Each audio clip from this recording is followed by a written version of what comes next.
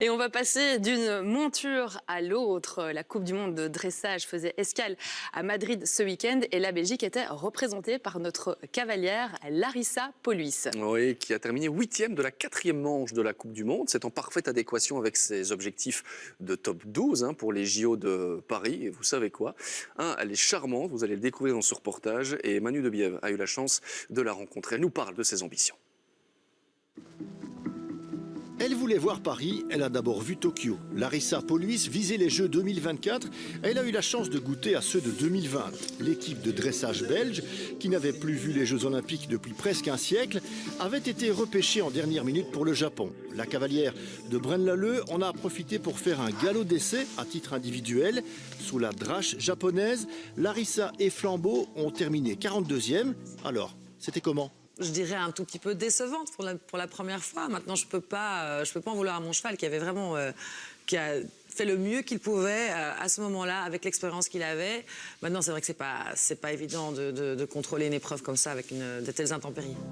Tokyo, c'était donc du bonus. Le vrai objectif de Larissa, c'est bien Paris, où cette fois le duo devrait être à pleine maturité. J'ai plus d'expérience, j'avais beaucoup d'expérience dans les jeunes chevaux. J'ai pu aussi aujourd'hui garder mes chevaux. J'ai eu la chance voilà, que mes chevaux restent à la maison. Voilà, avec les championnats du monde, les premiers Jeux Olympiques, voilà, c'est des expériences que j'ai acquis vraiment dans ces années ici qui viennent de passer. J'aborde avec assez bien de sérénité cette année qui va arriver en gardant le cap de façon calme et sereine. Désormais triple championne de Belgique de dressage en titre, la cavalière a pris de l'expérience avec notamment un nouveau record personnel au récent championnat d'Europe où la Belgique a décroché sa qualif. Larissa a grandi, le cheval également. Il a quand même vraiment beaucoup progressé, il fait plus confiance, il a pris de la force, il est plus stable devant. Non, je pense que là, le cheval, justement, commence à prendre un peu de sagesse.